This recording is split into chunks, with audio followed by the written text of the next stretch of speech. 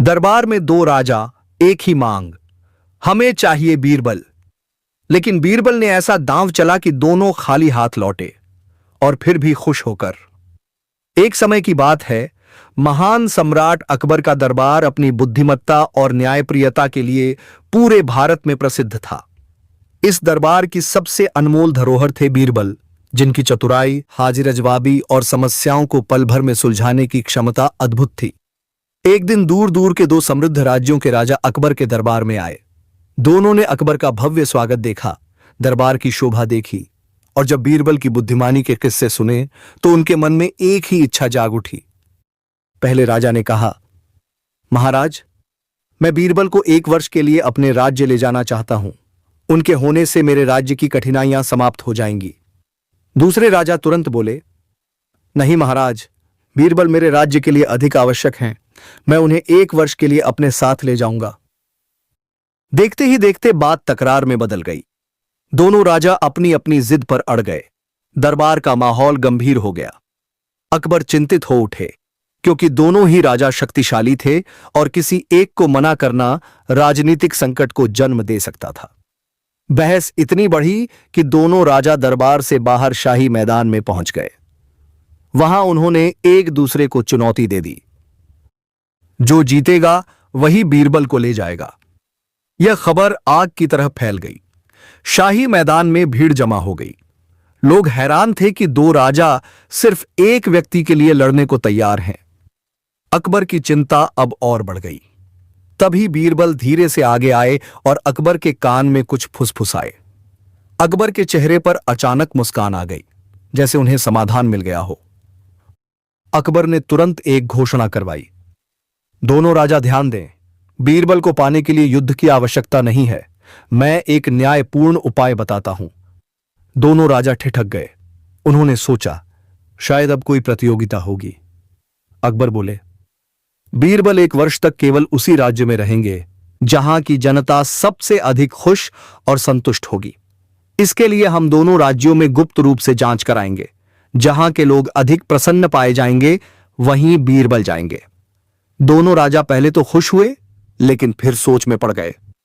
पहले राजा ने मन ही मन सोचा, अगर मेरे राज्य की जनता दुखी निकली तो मेरी प्रतिष्ठा गिर जाएगी।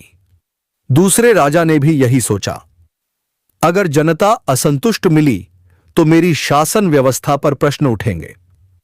अब दोनों के चेहरे पर चिंता साफ दिखने लगी।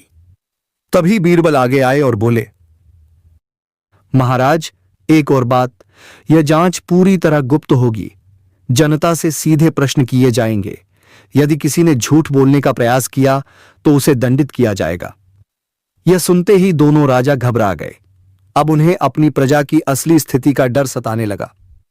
कुछ क्षणों के मौन के बाद पहले राजा ने धीरे से कहा, महाराज, मुझे लगता है कि बीरबल को यहीं रहने देना ही उचित होगा।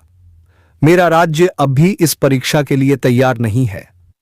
दूसरे राजा ने तुरंत हामी भरी, जी हां महाराज, मैं भी यही सोचता हूं। बीरबल जैसे अनमोल रत्न को आप ही के पास रहना चाहिए। भीड़ यह देखकर हैरान रह गई। जो राजा कुछ देर पहले युद्ध के लिए तैयार थे, वे अब शांति से एक दूसरे से हाथ मिला रहे थे। दोनों राजाओं ने एक दूसरे की ओर देखा, मुस्कुराए और बोले, हमारी मित्रता युद्ध से अधिक महत्वपूर्ण है।